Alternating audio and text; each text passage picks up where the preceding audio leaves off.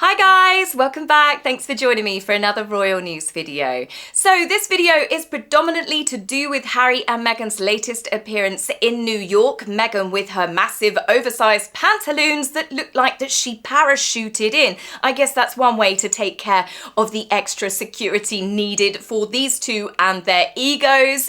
But before we get on to them, let's talk about a young royal who celebrated his 7th birthday in all of his toothless glory.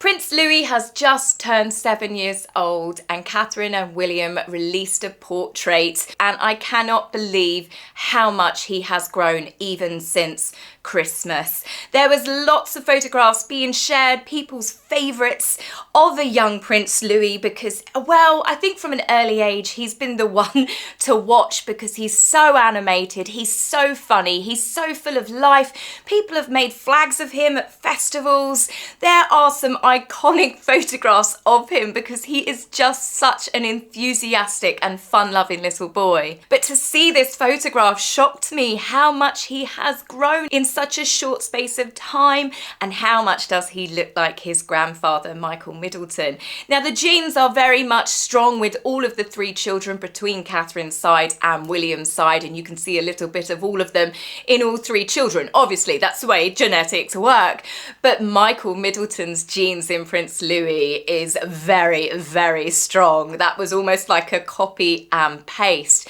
But even the way that Louis changed, and he's lost a little bit of that baby face now, that you can see what he's going to look like as a, scarily, as a tween. That's what we call them now.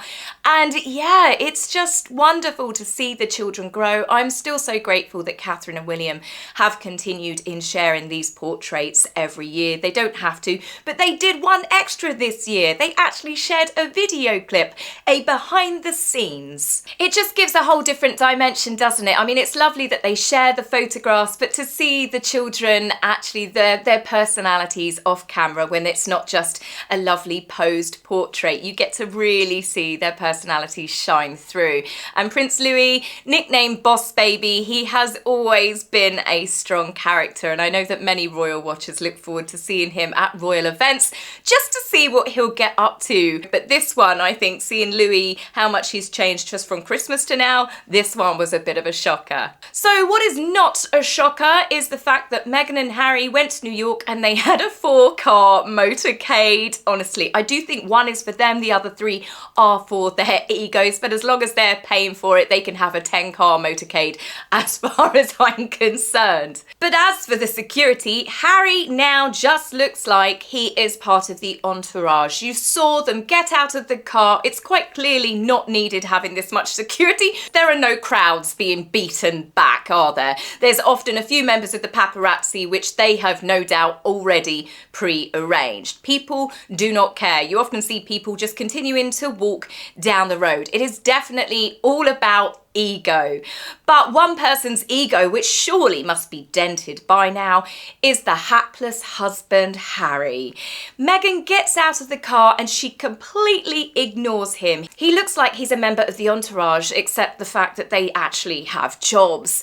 Harry just follows his wife like the spare part he has become, which I find honestly so funny because he made such a hoo-ha about how the royal family made him feel like a spare, and now he really is. He's not even a handbag holder for Meghan anymore. She just completely blanks him. Harry has completely served his purpose. He's given her the titles, he's given her the fame and the platform, the whole reason why she's at time 100, because let's be honest, Meghan's not there because of her business skills, is she? Now, before we get on to Meghan's speech, let's quickly talk about the outfit, which I'm sure has Ralph Lauren weeping in their offices, because how she can always make something which looks lovely on the model look absolutely ridiculous.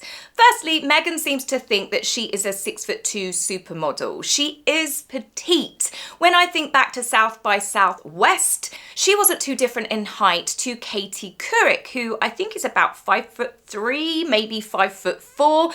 Meghan, I do not believe, is above 5'6". Yet she wears these great big trousers that drag on the ground, which I'm sure just damage the bottom of them. And I think if you're wasting £5,000-6,000 on clothes like that. At least look after them. She always looks like a crumpled mess. And not only that, the sleeves have been hitched up so high up her arms, she has to walk like she's a T-Rex to stop the sleeves from falling down. And yet again, much like South by Southwest, she's in her typical uniform of beige, bland, boring, and as I call it, burnt porridge. But all of that aside, Meghan's speech. Oh, wow. I've got a doozy for you. I've shortened it down to the best bits. You will have to listen to some of her voice, I am afraid. But yes, I have narrowed it down to the important bits because she just waffles on, as you can imagine. A lot of it is word salad. Meghan tooting her own trumpet, which of course is standard. She has completely restyled herself now, like she is one of those women that she sat next to at the Hamptons. She's a CEO, she's an entrepreneur. Meghan is a women's founder, and her company, Let's Get Real, only launched a matter of weeks ago. She only announced the new name of the company because she got caught out on social media. People found it, and then she had to do the embarrassing cats out of the bag. She's telling Katie Lee on her podcast, this was always the plan. I don't think it was, Meghan. Everybody remembers it was actually strawberry jam and it was American Riviera Orchard. Now it's raspberry spread and it's called As Ever. She thinks that everybody is as gullible as her husband, and there is a lot of gaslighting in this interview. So as I said, I've broken it down in the best way that I could. Congratulations to you on everything that you've done and everything that you're doing. Thank you. I appreciate that. Congratulations, Meghan, on marrying a prince and doing the biggest cash and carry con job on the British royal family. And that's the reason why you're sitting there on stage. She's like, yes, yes, I did. Yes, I did. I want to talk about you as a founder, as a CEO, as an innovator, as a creator, as an investor. Meghan's not really a founder, she's more of a flounder. She's gone from one venture to the next at such a high speed, it's hard to keep up with what she's doing from one week to the next. As for her being a CEO of her own company, many people will remember that not many people were willing to sign up to be a CEO for any of her business ventures because she terrorizes her staff. As for the interviewer Jessica calling her an innovator and a creator, well, an innovator is someone who introduces new ideas and products. Meghan, as we know, plagiarizes all of her ideas near enough. And as for products, let's get real. Mint tea, pre-packaged pancake mix, raspberry spread. Well, I think we can all safely say that's been done many times before. Unless, of course, she's referring to Meghan's one-pot pasta, which I believe it was Martha Stewart did on TV on her successful show a good decade, if not more ago. The only thing that Meghan has actually created off her own back is her Pinterest account, where she gets a lot of the ideas from. Talk about how this became a business. Well, with, I think always credit where credit's due. Really? Meghan? Credit where credit's due? You've basically stolen everybody's concepts, everybody's ideas. How many, like I said in the last video, how many times has this woman got caught taking anything from logos to book ideas to products that she's selling to speeches? I mean, you name it. Meghan, at some point, it's turned out that she's taken the idea of someone else. Credit where credit's due, please. Raise your hand if you've seen the show. Okay. If you haven't, Ted's gonna be very happy. Meghan's gonna be very happy. You're all gonna be watching the show. It's amazing. Did you hear that? That was radio silent. You heard one, woo! And I reckon my money's on that was Harry. That was Meghan nervous giggling. Listen again. Raise your hand if you've seen the show. Okay. If you haven't. Yes, the crowd is about that responsive throughout her entire talk. What I love about the show is that you bring in your family, you bring in your friends. Clearly, we missed the episode that she had her family in because, as we all know, Meghan has famously cut off all of her family except her mum, who didn't make an appearance in the first 8 episodes. Perhaps Doria will get her starring moment in the second season coming later in the year. For me, part of what's really, really important is that love language of taking care of people also really feeds me. Well, no wonder she's so damn skinny these days, if that's what feeds her. Let's be honest. If we tally up the number of people that she's treated like utter crap, both sides of her family, Harry's entire family, the staff at the palace, Archwell staff, Spotify staff, some of them needing actual therapy, the gardeners, the chefs, the florist over in Montecito. So quite clearly, Meghan doesn't feed herself very often. The show, the series has already been renewed. Yes. I hear your congratulations. Thank you. She knows that she's lying there. It wasn't renewed for season 2. They filmed 16 episodes and have just split it over 2 parts, with the next 8 episodes and installments coming to us later in the year. It's probably a good thing as well, because you wouldn't want people to overdose on fun, magic, joy, crudités and flower sprinkles all in one go. Is your product line, as ever. It's my understanding the first drop was sold out in 20 minutes. 45 minutes. Okay, 45 minutes. We had a feeling that it would have some buzz surrounding it. 45 minutes was not something I could have anticipated. I'm super grateful for the support. That's Yes. such a surprise. That's so exciting. Yeah, it's such a surprise. It's already been revealed that Meghan used a marketing ploy that lots of other people do, where they deliberately keep minimal stock. So then everything sells out super quickly, and it's supposed to create a demand. And as we know from the many extensive articles that came out even in the mainstream media, Meghan oversold her products. There were lots of people that they took their money and then they got a sorry letter afterwards, and then they were also told if they didn't get refunds, they'd be sent something else. And I think many of those people are still waiting for both of those things. As I said, Meghan still hasn't restocked. Confessions of a Female Founder felt as though it was the perfect complement for what I was building at this point in my life. Between the series and between the brand, I thought, how interesting is it to be able to listen to the conversations of someone building a business while they're doing it? Basically, what Meghan's saying is, I found another platform that I could release at the same time where I get to talk about myself, and she admits that, because she's saying it's really interesting for people to listen to someone who is building their business. Obviously, the women that she's had on so far are not building their business, they are established. It's Meghan who's in the process of trying to build it. So she's kind of outed herself there, going, it's all about me. Some of the confessions that I have shared on the show include, I'll give you an example, the unboxing experience, where I was so concerned on the aesthetic of how something would be received, because it goes back to presentation and hospitality in so many ways. I said, could we have the dimensions on the box?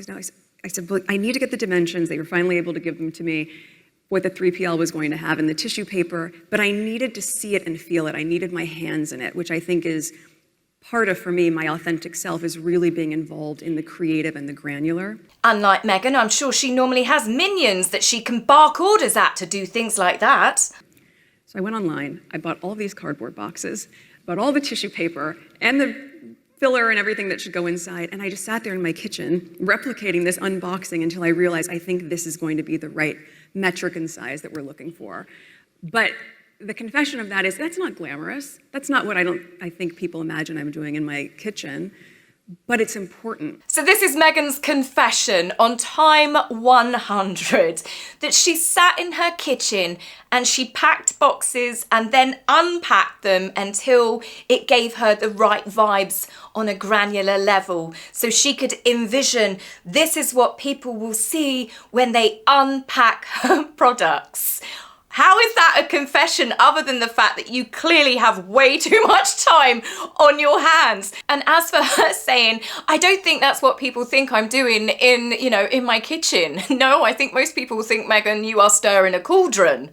But I think confession for you today that I could very comfortably say is I'm the happiest that I've ever been. Oh, I'm in no doubts. I mean, that's more of an admission rather than a confession. Of course she is. What woman wouldn't be happy? She was running out of money. She was running out of time. She was obviously reaching that age. She was being written out of suits. She had a rental car, a rental house. And now look at her. She's got millions in the bank. She's milking her royal titles and connections. She's merching the royal family. She's got a TV show, a podcast. She's released a children's book, and now she's an entrepreneur, all because she married a prince. Of all the things that have happened in my life, I never would have imagined getting here at this point. I would feel just so happy and grateful, and I really do. Shame she's not grateful for all of the people that gave her these opportunities. Let's be honest, without her father, without her first husband, without her connections,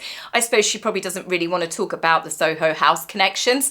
But then, of course, this lady, Meghan, would have nothing of what she has sitting on that stage. Because I tell you what, Time 100 wouldn't be interviewing Rachel Zane from Suits. You can live this life. You've brought this life to the world in such a beautiful way. And backstage we were just talking about we kind of need hope. I like to say fun, but hope. And you're really focused on that. So I think we appreciate it. Thank you. I mean, I think hope maybe is one word for it. Also, just people wanting to reconnect with each other, really wanting to have a sense of community, and to feel grounded in something that's real. It's raspberry spread and mint tea, and as I said, some pre-made cookie and pancake mix. The way that the interviewer is talking to Meghan, it's like she's cured cancer or something. She's a real Mother Teresa. Meghan gives hope. She's changing the world one jam jar at a time. And at the same time, to prioritize what we're going to put out as our next tranche of SKUs as equally important to me as Archie losing his first tooth this week, which is about to happen, and I just hope we're back home in time for it. Really? Really? The exact same day, bearing in mind that this young man was trending and the fact that he had this adorable toothless smile. Meghan would have seen that, no doubt, when she was sitting in the car on her social media account. She gave this interview on Prince Louis's birthday and she talks about that Archie is losing his first tooth. I mean, convenient or what? Next she'll be merching the jumper that Prince Louis was wearing in his birthday portrait. I've made a very, very conscious effort to create boundaries for myself and for my mental health, for my well-being, and certainly to role model that as well for my children. Setting boundaries for her mental health, I wish she could only do the same for the members of staff that she screams at. One can only hope that she doesn't scream at the nannies and the staff in front of the children, who I'm pretty sure have probably seen Meghan shouting at their father quite a fair bit. Talk about flower sprinkles. You would think it's like a little fairy if I could just be tossing them around all the time. The obsession that has come with flower sprinkles, Explain I was not to this expecting. audience who might not have watched the show yet about flower sprinkles. So it sounds so of all things to be talking about for Time 100. I'm sure the audience are thinking the exact very same thing. Let's talk about flower sprinkles. Because I think it speaks to the tiny moments of joy that are so effortless. The level of charm that you find people have when they see these tiny little dried petals is something I can't fully wrap my head around, but I appreciate that there is a love for the detail and the small level of delight that can be added. So take flower sprinkles really as an analogy and think about what you could do in your everyday life that can just have a little splash of magic on unexpected moments. Being able to mute, being able to turn the channel over, being able to switch the podcast off perhaps when Meghan is talking, especially about flower sprinkles. Splash of magic on unexpected moments. And as a CEO, you're going to patent that, and that's your IP, and no one can steal it. Ooh, is she roasting her there? She roasting her there because Meghan has been caught how many times, like I said, with plagiarism. Who have you not had on your show or your podcast? Who would you want to get and mention today? So I think my wish list has been I've been fortunate to have the people that I want on the show. But long short of it, aside from the fact that she loves the sound of her own voice, I think it comes down to the fact that she couldn't get any big name celebrities to sign themselves up to this show. We're out of time, but we said we might go over a few minutes. I told you can't fit a full journey in 20 minutes. Oh, I think I could fit in Meghan's full journey in under 20 minutes. I might be able to do it in under 60 seconds. Synchronise your watches, off I go. A D-list cable TV actress working her way around Soho House got connected to a rich but rather foolish prince, married him for fame and fortune, pulled a cash and carry con job on the royal family, and now everything that she has is due to this one woman who she treated absolutely appallingly right up until the time she died. Whew. See? And we are timed, so we have to stay on time. That's but I'm right. going to ask you my last question. Sure. What's next? What's your fourth platform? What are you excited about the rest of this year and into 2026? Thank you for asking. I think obviously focusing on our family and our children is the most important and first platform. It all stems from there. Of course, being a parent is their absolute priority. It's part of their brand as they appear at different parts of the country at any given time when Meghan doesn't know who's babysitting the children. But don't worry, she's pre-recorded herself reading a book. So whoever is looking after the children, her words, not mine, can play it back to them. But beyond that, as I continue to work to uplift other female founders, that's really using the platform of Confessions of a Female Founder to do that. How can she be the one uplifting successful female founders? She's uplifting herself using these other women. Dress it up how you want, but that's exactly how I see it. That is very, very important to me. And then the extension of, as I continue to invest in them, investing in myself. Well, that's the real truth, isn't it? It's not about Meghan investing in other people. It's what Meghan is all about, and that is investing in herself. The most important person in her entire world. With the business of As Ever, scaling that to growth, and then there'll be more surprises.